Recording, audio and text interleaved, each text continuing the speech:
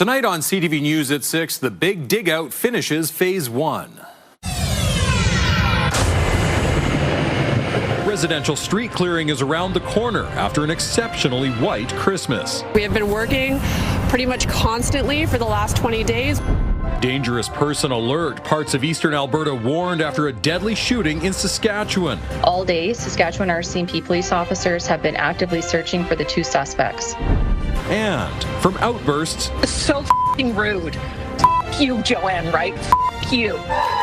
to a new face in a big job. It still feels a little surreal. A look back at 2025 at Edmonton City Hall.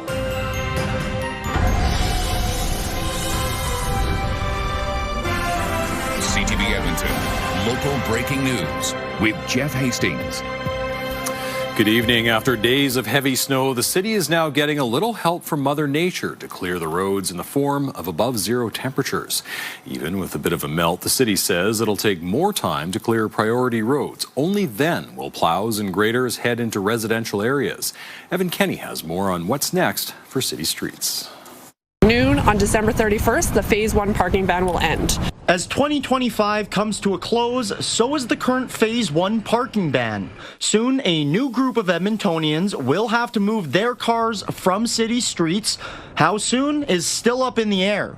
We are not calling a Phase 2 ban at this time, but we will be addressing the priority areas, and after that we'll be going into residentials. The city says clearing arterial and collector roads, business improvement areas, and bus routes has taken longer than expected due to the repeat snowfalls. So if we keep getting snowfalls, it's a circular pattern and we have to go back to get those primaries cleared, and it just prevents us from getting farther down the priority list. 72 centimeters of snow has fallen since the start of November. That's nearly double of what had fallen by this time last year, and about 3/4 of last year's total snowfall. We have been working pretty much constantly for the last 20 days. The city says 80 to 100 snow clearing vehicles are working at any given time. Some windrows, including those in business improvement areas and ones blocking sightlines in school zones and center stacks, will be removed in the new year. Then, the Phase 2 parking ban will begin for residential roads. Once the residential ban is called, it will take up to 14 days to clear from residential areas. People who don't move their cars could be fined $250, towed, or snowed in. Evan Kenny, CTV News, Edmonton. Mounties are searching for 2 suspects described as armed and dangerous after a shooting on a First Nation about 4 hours from Edmonton. All day, Saskatchewan RCMP police officers have been actively searching for the 2 suspects. Officers are, as well, investigating the scene and interviewing witnesses to determine whether the shooting is random or targeted. Saskatchewan RCMP say this morning officers responded to reports of a shooting on Big Island Lake Cree Nation near the Alberta border. Officers found 1 person dead and 3 people injured. They say the suspects were last seen on an ATV. A dangerous person alert was issued for an area stretching from Meadow Lake to Bonnyville. It was cancelled a short time ago. RCMP say while the suspects have not yet been found, there is no risk to the public. 3 people are facing drug charges after a bust at a West Edmonton home. In late November, police searched a house near 214th Street and 49th Avenue. EPS says officers found more than 600 grams of cocaine, 89,000 contraband cigarettes, a loaded handgun, and about $34,000 in cash. Police also seized 2 cars. 3 men between the ages of 18 and 22 were inside the home at the time of the search. They've been arrested. The union representing Mounties is shooting down the Alberta Next panel's recommendations to ditch the RCMP and go ahead with an Alberta police service. As Nicole Lampa explains, it's a familiar dispute that disappeared a few years ago, but this time may not go away. The National Police Federation has issues with the Alberta Next panel's recommendations to end the province's contract with the RCMP in 2032 and replace it with a provincial police force. It's basically recycling sensitive and outdated claims to revive a policing proposal that Albertans have already rejected. The panel, led by Premier Danielle Smith, says a provincial referendum on the topic is inappropriate, saying only 20% of Albertans are served by the RCMP. The Alberta RCMP says that figure is 40%. The RCMP's union says it held its own province-wide town halls 4 years ago in a campaign called Keep Alberta RCMP to counter the 2020 Fair Deal panel, which was the original form of the Alberta Next panel. That despite there being a clear lack of interest in this from the people that actually foot the bill, the taxpayer, the province continues to kind of trudge down this road come hell or high water. The press secretary of Alberta's public safety minister says it's reviewing the recommendations and adds once fully operational, the Alberta Sheriff's Police Service will help fill gaps and the government will give municipalities more options for local policing. A local criminologist points to the new Grand Prairie Police Service as a potential blueprint for other towns to consider and is perhaps a reason why a provincial police force may seem more palatable now. And maybe this is the time where the RCMP needs to start to look at more federal and that type of thing, more like the FBI, and every province could go to a provincial police agency. CTV's public safety analyst says the RCMP's union has little say if the UCP go ahead with a provincial police service. The bottom line is if the province makes the decision to go a different route, then that's something that's going to happen. The union says it's not giving up. Nicole Lampa, CTV News, Edmonton. An Edmonton couple is restarting their lives after a Christmas Day house fire. The couple say they are thankful for community support. And as Miriam Valdez-Carletti reports, they're looking forward to sharing their music with the city this New Year's Eve. Robin Wyspinski and her partner Cameron Stav were performing on Christmas Day in Nisku when their phone wouldn't stop ringing. And then we ignored it, and then I get a text saying, "Your house is on fire, Robin. Please call me back." Wyspinski and Stav rushed to their home in Keswick to find fire crews battling the fire and heavy smoke billowing from the roof. The couple say all they know right now is that it started in the attic. The whole top floor is just, there's nothing left, and then it's caving into the main floor and the basement. So because the structure is so unsafe, we've been told we can't enter. Together, they're part of the Robin Ashley Band. They've been performing at community events and working on an album release in 2026. The couple and their 3 kids are staying with Wyspinski's parents until they find a temporary home.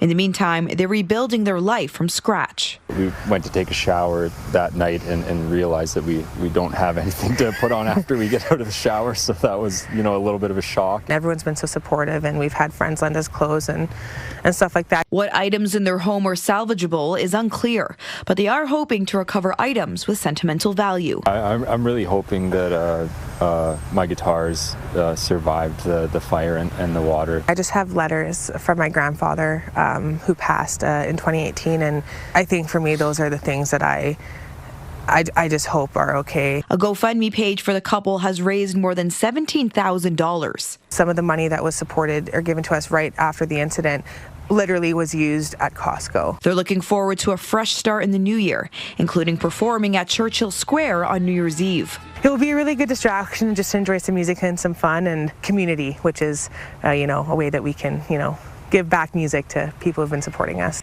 They perform at 6:35 p.m. Miriam Valdez-Carletti, CTV News, Edmonton. Edmonton's mayor will begin the new year with an international trip to one of Edmonton's sister cities. Andrew Knack will attend the Harbin Snow and Ice Festival in China to mark the 40th anniversary of the Edmonton-Harbin Partnership. It's the first time a mayor has visited Edmonton's Chinese sister city in 10 years. Knack says he'll meet with Harbin's mayor, that city's equivalent, to explore Edmonton and industry leaders. We talked a lot about this through our budgets over the last many years about how we have to change the dynamic of our city, how we have to change the foundation of our city, and recognize that part of our job is to make sure we're getting out there in the world, bringing back new investment, bringing back new tourism opportunities, and continuing to grow our city. Knack heads to China Saturday. The city of Harbin is covering most of the expenses. Knack's office says the cost of flights for the mayor and one staff member is around $4,800. It's been a busy year at City Hall, from outbursts over infill and summer vacations to deals for downtown, road construction, and an election like Edmonton has never seen. Our City Hall reporter Jeremy Thompson sat down with Mayor Knack to reflect on 2025 and the challenges ahead in the new year. It still feels a little surreal. Andrew Knack is still settling into the mayor's office. Little more than a year ago, he thought his time in politics was over. But in October, he beat out a field of strong competitors on a shoestring campaign budget. At the end of the day, we'll have likely raised about $250,000, which is incredibly low for a mayoral campaign. Compare that to $850,000 Tim Cartmel and his Better Edmonton party had raised by midsummer. City Council has 4 new members who helped pass a 6.9% tax increase for 2026. Mayor Knack says the new group is eager to work on issues they heard about from voters, looking for quick wins on safety, affordability, and adapting to population growth next year on the back of a new budget process Knack himself pushed for. So my expectation is you'll see lower increases than what you saw in the last 4-year budget, but enough of an investment that it still allows us to invest in the public services people expect. One major decision at City Hall this year was approving a new $250 million event park for Ice District as part of a deal with the province to extend a special tax program downtown. Knack did not support the deal that was touted as an economic investment, but says the city's economy is a top priority. We have all of these groups that are doing great work, but I don't think we have anyone shepherding it. Drivers reached new heights of construction fatigue in 2025, experiencing snarls all over the city. It certainly felt like the last 2-3 years it's been moved beyond an inconvenience and actually has genuinely started impacting people's quality of life. The mayor believes 2026 will be a bit better as the city applies a new approach it tested with LRT construction this year, fully closing some intersections to speed up the work. Of those 8 intersections, 7 of them opened ahead of schedule. The other one on time. Perhaps the most memorable moment from City Hall this year came at the tail end of a marathon public hearing on infill in July. Emotions boiled over for Councillor Sarah Hamilton when it became clear the meeting would need to extend into Council's scheduled summer break. I've been able to adjust my schedule for the most part. I will have to step away. Point of order. That was so rude, Mr. Mayor. That was so f***ing rude. F*** you, Joanne, right? F*** you. I want our council meetings to be boring. I want them to be respectful, and I want people to see action from them. So I don't want to see a moment like that ever again. 2026 will bring new problems to solve, but the mayor is also looking forward to ribbon cuttings for some major city projects. The Coronation Velodrome and Rec Centre opens in January, and after 3 years, Horlack Park is set to reopen this winter. Jeremy Thompson, CTV News, Edmonton. A hockey tournament that supports kids fighting cancer is wrapping up its second year and surpassing its fundraising goal. Ben's Cup is named after Oilers superfan Ben Stelter. His Memorial Foundation is raising money for an advanced cancer radiation treatment facility. The tournament grew this year from 36 to 56 teams. The players are asked to take on a fundraising challenge to take part in the tournament. They raised more than $1 million, crushing the fundraising goal of $750,000. A lot of door-to-door fundraising, knocking on doors, bottle drives like crazy. They put the effort in big time this year, and it paid off. There's a lot of smiles on the kids' faces, a lot of kids running around saying this is the best tournament they've been in. They're loving the swag from it and the fundraising amount that we've raised this year. Money from the tournament, including a silent auction, will go towards building a $150 million proton beam therapy center in Edmonton. Let's go now to Kaylin Mitchell in for Josh tonight. Kaylin. Thank you, Jeff. Always great to be a guest on the program. Let's take a quick look at our almanac for today. For the city, temperatures this afternoon getting briefly above the freezing mark before coming back below for this evening and tonight. Was a little bit above average for the end of December, but nowhere near the records, either for the high temperatures or the low temperatures for today. And it was colder last year on December 30th with the high temperature of around -8 and the low temperature of around -17. Now, we did have a bit of a snowy and icy mix on the go around parts of the city, especially towards the north and northwest. As we went through this afternoon into this evening, a little low pressure system coming in over the Rockies. And because of that, as we move through the evening hours, still have a chance of a flurry or a little bit of light freezing rain. And then during the overnight, expected to get into some fog patches as the low temperature heads down towards -8. In the forecast for tomorrow, fog will dissipate in the morning, and then beginning late afternoon and extending into the evening, a 30% chance of a flurry or a little bit of light freezing rain. We've got a bit more snow in the forecast coming up Thursday and Friday. So as we're heading into the first part of the new year. Again, tomorrow, just a 30% chance of a flurry or some light freezing rain. But then on Thursday, you'll notice that the snowfall amounts tick up in and around the city. Maybe around 1 to 4 centimeters of snow on Thursday, and then similar amounts possible on Friday. I will have more on the extended forecast, though, when I'm back just a little bit later on. Jeff. Thank you, Kaylin. Stay with us. Coming up, a dog attack caught on camera. These dogs just can't get out and roam free and attack, like especially unprovoked.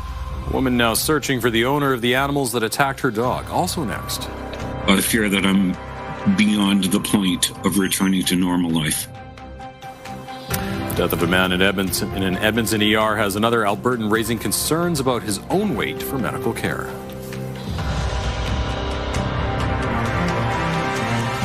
Programming brought to you by Action Furnace. Fixed right or it's free.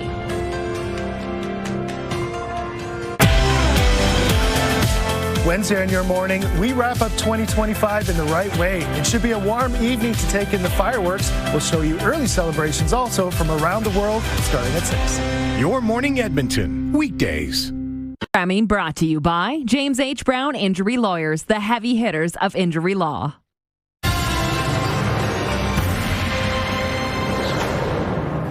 The death of an Edmonton man in a hospital emergency room has a Medicine Hat man speaking out about his own medical fears. Kim Johnston has been waiting 3 months to see a specialist for a debilitating brain growth. He now worries successful treatment is already too late. CTV's Tyler Barrow has more. I'm warning the Premier, my MLA Justin Wright, Adriana LaGrange, and Surgical Minister Matt Jones. What happened at Grey Nuns in Edmonton will happen to me next. Kim Johnston is referring to Prashant Srikumar, who collapsed and died while waiting over 8 hours in an Edmonton emergency department on December 22nd. And you are up. Johnston is a well-known Medicine Hat radio host who stepped away from the mic after an MRI in October found an arachnoid cyst pressing on his trigeminal motor nerve. That's the nerve that controls jaw movement and speech. His brain also struggles to communicate with his muscles. Every day that those muscles don't get the signal from the brain, you're one step further away from any hope. Vision in his left eye is also deteriorating. He has been waiting to get a neurological evaluation for over 90 days. He finally has an appointment in 3 weeks. 90 days is unacceptable, and I fear that I'm beyond the point of returning to normal life. And his complaint is warranted, according to one medical expert. Ridiculous to have somebody wait that long. Somebody who has progressive neurological symptoms like Kim does need to see somebody fairly quickly. Acute Care Alberta says specialized medical services are available in Edmonton and Calgary, and in a statement says they are focused on improving services for patients in more rural areas. They also acknowledge concerns over wait times, but say referrals are managed based on a patient's medical needs regardless of where they live. Improvements that couldn't come soon enough for some. Johnston is trying to stay positive while he waits. I know that there are many others that face even more urgent difficulties than I am. A Calgary dog owner wants justice after a dog attack caught on camera left his pet with injuries. CTV's Tyson Fedor reports. What was supposed to be a quiet Monday afternoon walk was anything but. This dash cam capturing the moment a large dog attacked a small beagle and its owner in Mackenzie Town. A young man in his car was able to pull over and scare off the dogs, and I was able to kind of run the other direction. Amanda Doherty credits that young man for saving her 4-year-old beagle Hank's life from an attack that she says lasted more than a minute. That dog was not letting go. So if that guy didn't come up and break it up, I don't know. Like, I know for a fact I wasn't letting go. Doherty was walking Hank on Prestwick Street and Prestwick Link when a large black lab and what Doherty says is a healer-type mix approached them from behind and began biting Hank. For him to be kind of in my arms and hearing him crying, like, that was very traumatic for me and very sad. A 5-hour vet visit and hundreds of dollars spent on bills and medication. Hank is now back home recovering. His left ear has 14 stitches and there is a puncture wound in his neck from the dog bite. There's kids in the community, there's small dogs in the community, there's elderly people in the community. Like, this just can't, like, these dogs just can't get out and roam free and attack, like especially unprovoked. Doherty says she was left shaken by the incident, her boyfriend posting on social media, hoping to find a lead on the owner of the loose dogs. Now, Doherty has a warning for all other dog owners. You could be doing all the right things. You've got your dog on a leash, you're in broad daylight, you know the area, you do all you can do, but at the end of the day, like, just always be aware of your surroundings. Tyson Fedor, CTV News, Calgary. Alberta researchers are leading the charge when it comes to investigating the rise of injuries in female athletes and the fallout. They say it's not because of how female athletes play, but is instead due to inequality. The findings are part of a major International Olympic Committee consensus statement released in the British Journal of Medicine. The report aims to bridge the gap in how injuries are managed and prevented for women compared to men.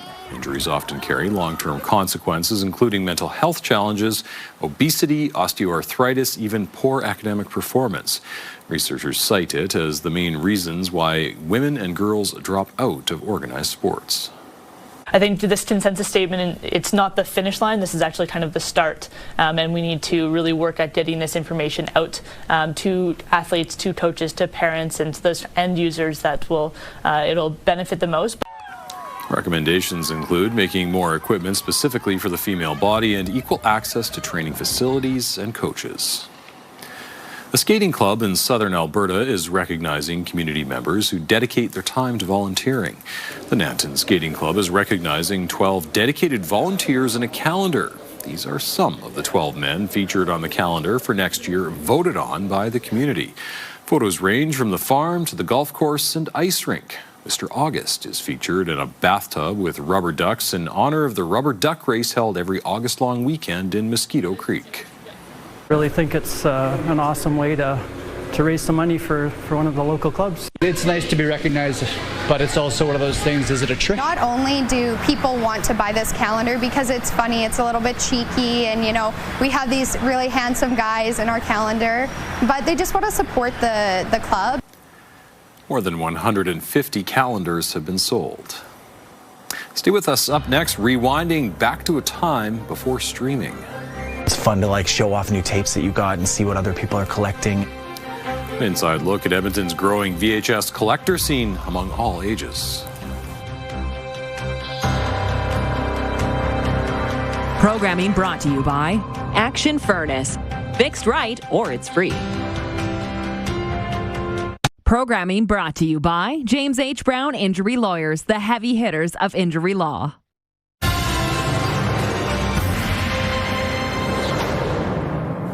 Well, some people may think of VHS tapes as something left sitting in their basements collecting dust. They're far from obsolete.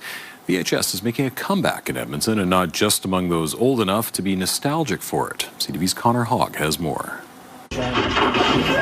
I've had the shop for over 20 years, and VHS was dead for the first, I'd say, 10 or 15 years in my store. The lobby on White Ave has always sold DVDs and Blu-rays, but lately demand has been growing for an older technology. The return of VHS tapes, as well as a growing community of collectors. It's fun to show off new tapes that you got and see what other people are collecting. Cody Cook says even though the quality is lower, tapes make up for it with charm. Sometimes the tracking will be a little off, so you'll get the lines and maybe the sound warbles and stuff. It's very cool. It's a very unique experience. Now, before you start searching your basements, not every tape is a guaranteed collector's item. It's usually ones that had smaller print runs or of more unusual genres and are still sealed. Not all collectors are motivated by nostalgia. 14-year-old Anthony Campianu isn't old enough to have watched a tape when they were new. It's just the charm of them. I just like them so much. I think they're cool. That hasn't stopped him from collecting more than 400 of them, many of which came from Movie World in Stony Plain. It's very surprising when we get, 14, 15-year-old kids in here that really shouldn't have any connection with VHS. Nobody can knock on your door and take your movie away from you like streaming services, and the covers are cool on most of them. I think I'll be getting this one. Tapes from long-gone distributors like Media, Anchor Bay, and Vestron Video at the top of many collectors' wish lists. The most expensive tape I've sold was a copy of the original 1978 Halloween, an original media release, mint condition. That was about $250. The lobby's owner says the growing demand is similar to the appeal of vinyl and cassettes, although many young collectors have yet to experience the hobby's pitfalls. I love how it's a younger generation doing it, because I think once they start moving around a lot, like from house to house, they'll realize what a pain in the butt it is. A trip back to the days before streaming. Just don't forget to rewind. Connor Hogg, CTV News, Edmonton. And let's go back to Kayla now with your full forecast. Yeah, thank you, Jeff. So just before we work our way into the extended forecast, let's begin with a couple of things to be careful about as we move our way through this evening and tonight around Edmonton and a few other parts of the province. We do have this weak area of low pressure that continues to move towards the east, but on the northern edge of it, still a chance of some lighter snow and a little bit of light freezing rain tonight. In and around Edmonton, moving up towards Athabasca and then back towards areas like Grand Prairie. So if you're driving in that direction, do be careful about any slick spots on the roads. We did have freezing rain warnings that were in effect for some of those areas as we went through the day today. Now into the overnight hours, that chance of a flurry, the risk of freezing rain, it diminishes, but we are expecting to see some fog patches in around the Edmonton area. So early tomorrow morning might be some areas of restricted visibility with that fog around. Now the fog will be dissipating as we go from the morning into the afternoon. Remains cloudy through that period of time, and beginning mid to late afternoon and extending into Wednesday evening and Wednesday night, 30% chance of a flurry or a little bit of light freezing rain once again in around Edmonton. And the further north you go from the city, the higher the chances are you're going to run into some snow or some freezing rain that'll be a little bit more widespread. We can see that here in our timeline with this mixture of blues and into the pinks representing that risk of some freezing rain. Now that area of snow and freezing rain moves off into Saskatchewan as we make our way into early Thursday morning. But on Thursday itself, another weather front moves in from BC, and there will be some snow in along that front, potentially getting into and around the Edmonton area. Talked about this earlier, but on Thursday, maybe 1 to 4 centimeters of snow through the day, and maybe an additional 1 to 4 centimeters of snow to come on Friday. Taking a look at your temperatures for early tomorrow morning, they're going to be coldest in northern and western areas, northern and eastern areas of the province. High level around minus 21, Fort McMurray around minus 19, and then we've got minus 15 at Lloydminster, Edmonton at around minus 8. Calgary starts the day at around minus 2, and Lethbridge at around 0. Let's take a look at our forecasted high temperatures for tomorrow. In the northern half of the province, minus 19 for high levels, so quite cold there. Minus 14 at Peace River. Edmonton and Whitecourt around minus 4. Edson at plus 2. A little bit of a warmer wind coming in over the Rockies tomorrow for southern areas of Alberta. And so that puts the high temperature up to around 4 degrees for Calgary and 6 at Lethbridge. Medicine Hat at around minus 1. Let's take a look at our 5-day and our extended forecast. So beginning first with the fact that we do have some colder air that's going to be moving into place as we head through the remainder of this week. So you're going to notice temperatures dipping here in our 5-day forecast towards Friday and for the upcoming weekend. We've got those overnight low temperatures headed down into the minus teens. There's a chance of flurries or light snow on Thursday, Friday, and Saturday, with Sunday a mix of sun and cloud. And here's a look at the extended forecast over the next 10 days. So once again, temperatures getting colder as we're heading into that first week of January. And then it looks like temperatures remain what I would describe for the Edmonton area as seasonably cold from basically January 5th through January 9th. If we went beyond January 9th, there are signs that around the middle part of next month that we could see a fresh round of Arctic air break down from the north. So could potentially get colder towards the middle part of January. Jeff. Thank you, Kalen. Stay with us. Up next, turning new tools towards a decade-old mystery. There's reason to be hopeful. They're using the newest technology. Investigators launching a new underwater search in hopes of finding Malaysia Airlines Flight 370. Also next. Okay. Are you, safe, I guess, besides the Hornet being there? The best of the worst non-emergency 911 calls of 2025. Programming brought to you by Southview Acura. Experience the elegance of the all-new Acura ADX. Brought to you by Action Furnace. Fixed right or it's free.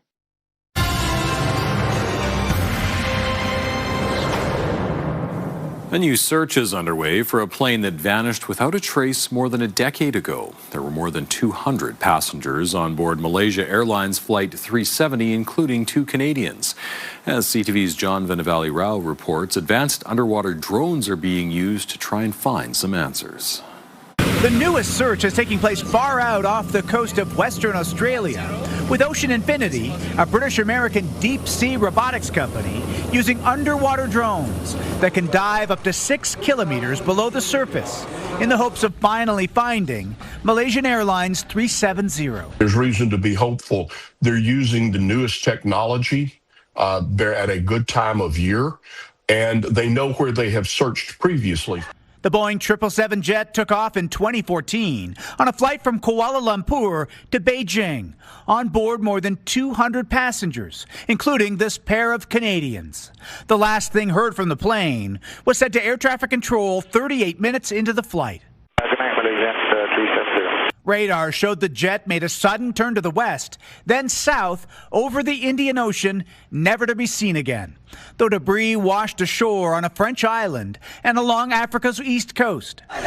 For relatives of the missing, not knowing what happened for the last 11 years has been agonizing. There were theories about pilot suicide, a fire, or hijacking, but nothing's ever been proven. Zhang Hu lives in Beijing. His mother was on the plane. He says finding that jet, his loved one, and the truth are things he must do in his lifetime. Previous searches, including by Ocean Infinity, were all fruitless. But now the company's zeroing in on 15,000 square kilometers of seabed. They're looking at just 15,000 square kilometers compared to 250,000 square kilometers that they already searched. So they seem to think that they have a good idea that it's here. Still, it's not clear why the company is searching that area now, with it only getting paid if the wreckage is discovered. As for the plane's black boxes, even after being underwater for more than a decade, experts say if found, the data on them should be retrievable. John Benavalli-Rao, CTV News, Toronto. Israel says in the new year it will suspend over 24 humanitarian organizations in the Gaza Strip, including Doctors Without Borders. We have not received any official decision in regard to the ongoing registration applications. But if we are, as MSF, prevented from providing any of our services, this will have devastating consequences for the Palestinians. Israel says the groups failed to meet new rules to vet international organizations working in Palestinian territory. Israel says it is still upholding aid commitments laid out in the ceasefire agreement. Humanitarian organizations dispute this, saying more aid is needed in Gaza. Prime Minister Mark Carney expressed support for peace deal efforts between Russia and Ukraine after meeting with European leaders virtually today. Carney posted a statement saying, "I spoke with European leaders this morning on the latest efforts to advance Ukraine's security and recovery. We support the efforts of President Trump and President Zelensky to reach a negotiated settlement, and we stand ready to provide robust security guarantees for a just and lasting peace in Ukraine." It's a time of year to look back on the best and worst of 2025, and that includes 911 calls. CTV's Andrew Johnson has a look at the most unusual and downright silly supposed emergencies in one province. 911, do you need police, fire, or ambulance? At British Columbia's busiest 911 dispatch center, every call could involve a life or death situation. We can have anything like stabbings or shootings, assaults, very high priority calls. And every call could also be a big waste of time. Okay, so you landed at the airport and then you're trying to get into your Airbnb, but the door is locked. Are you safe right now? Okay, well, unfortunately, because it's not an emergency, we won't be able to assist you with it. ECOM in BC handles more than 2 million 911 calls per year. Its target is to answer 95% of those calls within 5 seconds. 911. So they'd rather you not call if someone stole your parking spot. Sorry, so you're calling 911 because you wanted to take a parking spot, but somebody else took your parking spot, but then you saw that this person wasn't going into Starbucks, they were actually using that parking spot to go into Fraser Mart. Don't like your haircut? Take it up with your stylist. What are you wanting police to do? If you're being harassed by a hornet, call the exterminator, not 911. Okay, are you, safe, I guess, besides the hornet being there? When it feels like gridlock is going to be the end of you, resist the urge.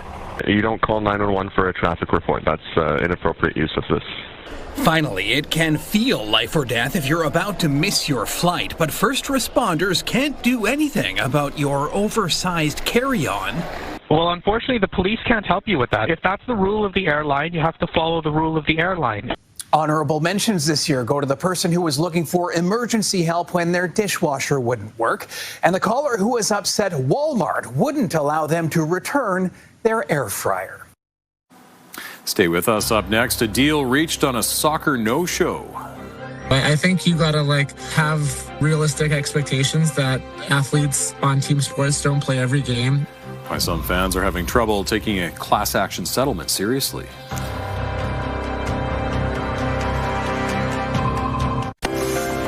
Checking on the markets, the Canadian dollar closed near 73 cents U.S. Oil down 13 cents, closing the day at $57.95 U.S. a barrel. Gold was up around $42 on the day. The TSX lost 30 points, the Dow Jones down 94. The Vancouver Whitecaps have reached a proposed settlement in a class action lawsuit over the no-show of soccer superstar Lionel Messi last year. As CTV's Martin McMahon reports, the legal action is largely being mocked by local soccer fans. The marketing and the build-up to the match between the Vancouver Whitecaps and Inter Miami in May of last year heavily featured Lionel Messi, with the Whitecaps inflating ticket prices in line with surging demand. And when he didn't show up for the 51,000 fans, the reaction was swift, including an online petition calling for refunds. I was just upset. I was really upset. I was furious, to be honest. But then came a class action lawsuit, and now in a proposed settlement, the club will make a $457,000 donation to a number of charities and make ticketing terms more prominent. But many fans are laughing off the idea of a lawsuit altogether, with posts like this, in which one writes, "What a pathetic lawsuit. Whitecaps do not control who plays or does not." If you bought a Lakers ticket expecting to see LeBron James, he's sitting out half the season just for load management these days. So I think you gotta have realistic expectations that athletes on team sports don't play every game. And yes, there are promotional materials depicting members of that team, whether they are playing or not. That's almost irrelevant in that sense that what you buy a ticket for is Inter Miami versus the Whitecaps, Seattle Sounders versus Vancouver Whitecaps. In a statement, the Whitecaps acknowledged the settlement, saying it is still subject to approval by the BC Supreme Court.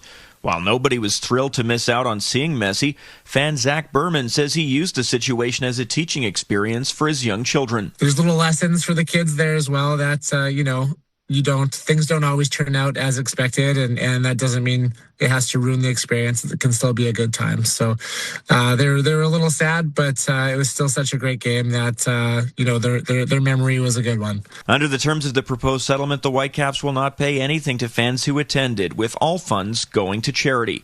Martin McMahon, CTV News, Vancouver. The annual Snow Rodeo is returning to Alberta, bringing extreme skiers and snowboarders to one of the world's best super pipes. It's a fun watch, and as Tim Brook explains, there's also a lot on the line. Some of the world's best snowboarders and skiers will be locking in this week right here in Calgary. Practice has started for the 6th annual Snow Rodeo.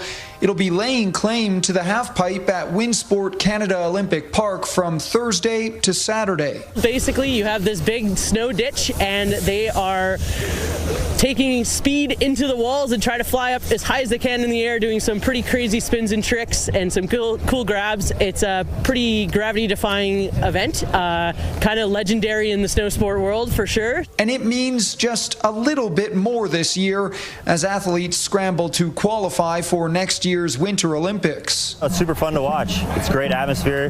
The last couple of years there's been a ton of people. It's an extreme sport. Yeah, I mean, it's unreal. You dream of it for so long, and it's surreal for sure. Free skiers and snowboarders from around the world will compete, but most eyes will be focused in on a handful of locals. Born and raised here, grew up here, rided here my whole life, and Yeah, I'm just excited to put down a run in front of my family. Some here have already traveled around the world and represented Canada at prior Olympics.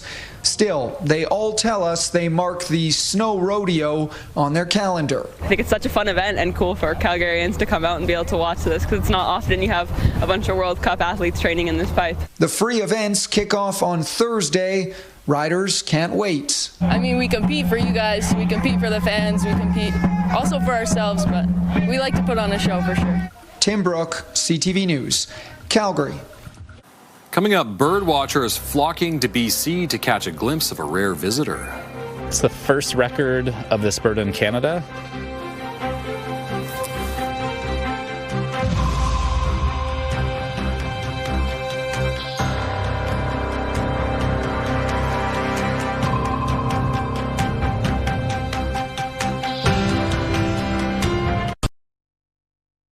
Programming brought to you by Southview Acura. Experience the elegance of the all-new Acura ADX.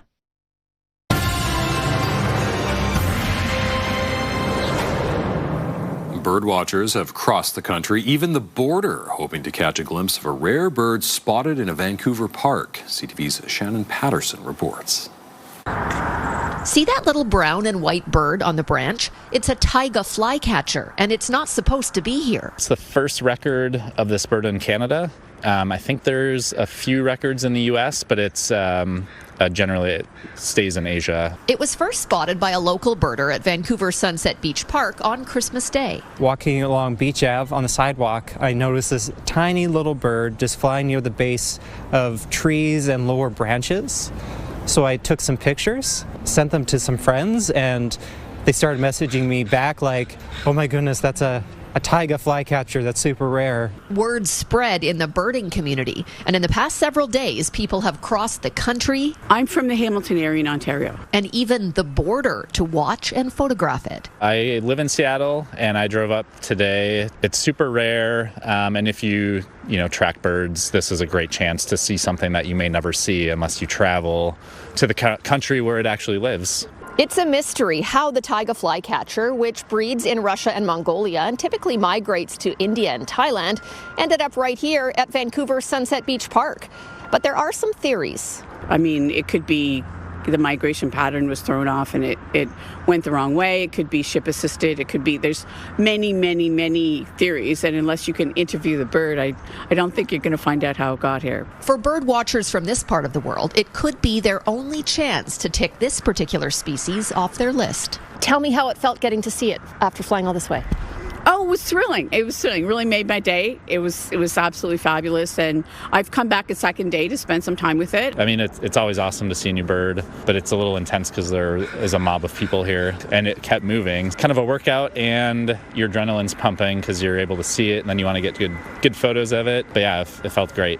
And for Andy from Seattle, it was meant to be. Today's my birthday, so happy birthday present for me. It seems as long as this little bird hangs out at Sunset Beach Park, the crowds with cameras will follow. Shannon Patterson, CTV News, Vancouver. And one last quick look at weather. Kaylin. Let's get a quick recap of what to expect around the Edmonton area for the next 24 hours. We've got that 30% chance of a flurry or some light freezing rain as we make our way through this evening. During the overnight, though, it's fog patches developing and a low temperature of around -8. Now, any fog that does develop tonight will be dissipating as we move from Wednesday morning into Wednesday afternoon. And beginning around the mid to late afternoon hours for tomorrow, say around 3-4 p.m., a returning 30% chance of a flurry or a little bit of freezing rain that will extend into Wednesday evening. After that, some lighter snow is expected on both Thursday and Friday. Jeff. All right. Thank you, Kaylin. And thank you very much for sharing your time with us. For news anytime, visit our website, ctvnewsedmonton.ca or the CTV channel on YouTube.